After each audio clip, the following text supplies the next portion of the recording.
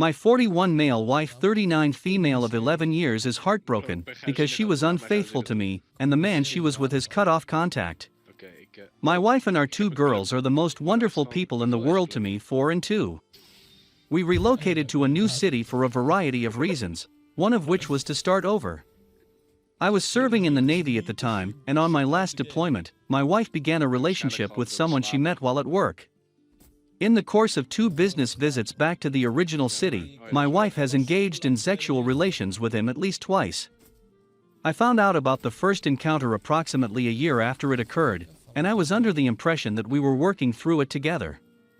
Just a few weeks before Thanksgiving, my wife took another journey back to the place where it all began, business. I noted that her vacation had been extended by 1 day, and that her hotel was just a few streets away from the place where the other guy worked. Her response when I asked her about the synchronicity of her hotel choice prior to the trip, with a particular reference to him, was that he had had nothing to do with her vacation arrangements, and that everything had been done solely on the basis of the lowest airfare/lodging. The day before Thanksgiving, I came upon an online conversation between her and him, in which they were reminiscing about the wonderful day they had spent together and the activities they had done in the hotel. I was in a state of shock. I took a snapshot of the conversation and sent it to his wife. Yes, this guy is married too. I immediately addressed my wife and informed her that our marriage was finished and that I didn't see how our relationship could be salvaged at this point in time. Fast forward to Thanksgiving with her family, and she persuades me to leave the children with the grandparents and travel out of town for a few days to recharge my batteries. Not only did we have a nice time sexually, but we also had a good time socially. It was enjoyable, just as we used to have it, and it reminded me of why I loved her, and she expressed the same to me. I had a glimmer of optimism. Because I believe his wife did not see the letter I had given her until then, she receives a message from him on Monday, in which he is enraged. He is enraged because my wife did not forewarn him beforehand. He then declares that they will never speak to one other again. Although I believe this is a positive development, my wife is heartbroken.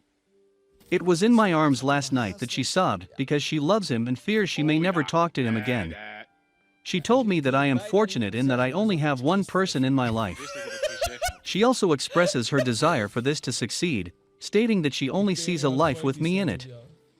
However, after seeing her outrage at how fast he pulled her out of his life without truly talking to her, I've lost faith in that notion. I feel as if my life has come to an end, and that there is no hope for us anymore. I'm at a loss on what to do. I still have feelings for her. She is a kind and attentive mother.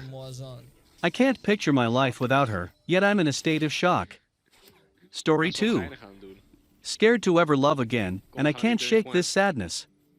My ex-girlfriend, 20F, cheated on me, 20M, with the individual with whom I had previously expressed discomfort with her conversing. This individual was someone who was brought into the buddy circle, and they became fast friends during the first few times we all got together to hang out together. They shot a lot of pictures of one another, but I wasn't worried since she assured me that she was faithful to me, and that she understands what it's like to be cheated on and would never do it to me in the future. I had bad sensations whenever they were together, and at one point the two of them would simply sit in her room and watch movies. It was the middle of the night when I walked over to her dorm because I was feeling so uncomfortable on a Thursday and Friday when they were hanging out and watching movies, and I confronted her, thoroughly communicated my discomfort, and told her she needed to create limits and stop. The next Saturday, she cheated on me again. When we returned the following Monday, she expressed a desire to discover who she was as a person rather than in a relationship. She said that since she was in a relationship almost continually, she had little opportunity to grow as a person. I consented to this since I had a genuine belief that she was truly interested in improving the relationship.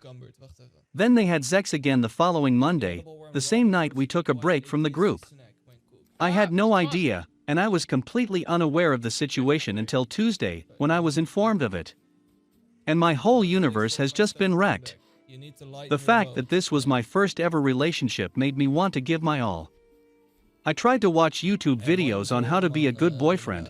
I tried to learn from my mistakes, and I always put her and the relationship first because I truly believed she was the one with whom I wanted to spend the rest of my life. It hurt more than I could have imagined, and when I confronted her, she attempted to deceive me by lying and gaslighting me into thinking that I had not cheated on her with another man.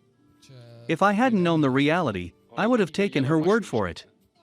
Although I opted to attempt to forgive her and move on at the time, my heart hurt every day, and we did our best to be good partners for one another throughout that time period.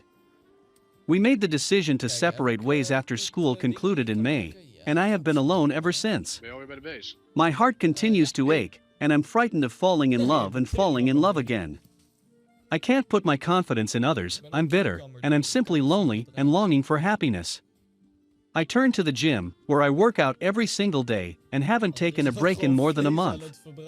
I'm driven by my rage, and I'm pushing myself to lose weight and become someone I want to be because every time I look in the mirror, all I see is the fat loser who was cheated on, and I'm desperately trying to get away from my problems by any means necessary. It seems like I can't run fast enough, that my emotions collapse on me when I'm alone, and that all I want is to be happy. I've already lost 15 pounds since the beginning of the month, dropping from 230 to 215 pounds. And I want to continue to push myself until I get the Greek god figure that I've always sought, but have been unable to achieve due to being in a relationship. I want to go on and not be ruled by my sorrow, since life is weighing on my shoulders, and it's difficult not to crumble from time to time. I'm completely befuddled. My feelings for her are conflicted. I don't dislike her yet I despise her at the same time. In our conversations, I see her progressing in life, strengthening her relationships, and maintaining a social life, while I am merely surviving, with the gym serving as my only refuge, because if I didn't have this goal that possesses me, I have no idea where I would be in life, except that it would be terrible. What can I do to go on with my life without being dominated by my sadness? It means a lot to me that you've taken the time to listen to me. I'm truly suffering right now. Update. It's been a difficult few months since everything went down. Last night, I archived all of the images of me and her that I had on my phone, and I sobbed uncontrollably in the process. Seeing the feelings that used to be there was painful, and it continues to be painful, but day by day, no matter how painful it may be at times, I am making progress. I've continued to be physically active at the gym on a daily basis, and I'm now officially out of the 200-pound club. Starting at the beginning of June and continuing till now, the gym has really been a nice place for me to divert myself, and has also really helped me develop friendships, and seeing improvement that I can control feels good. No day has gone by that I haven't thought about it, but it's a normal occurrence that I must learn to accept in the future. While I will always remember that chapter in my life with her as one of my favorites, I can't keep rereading it in the hopes of a different conclusion. I'm having some better days than others, but I'm hoping to learn to move on and find happiness again one day. If anybody is interested, here is a timeline of my development from June to the present. No matter how slow time moves and how much agony we experience, we will eventually heal our wounds if we allow them to. Even though it seems that time is passing slowly, it is really moving faster than we think. I much appreciate the love and encouragement I received when I first joined this group. Thank you for your kindness and encouragement.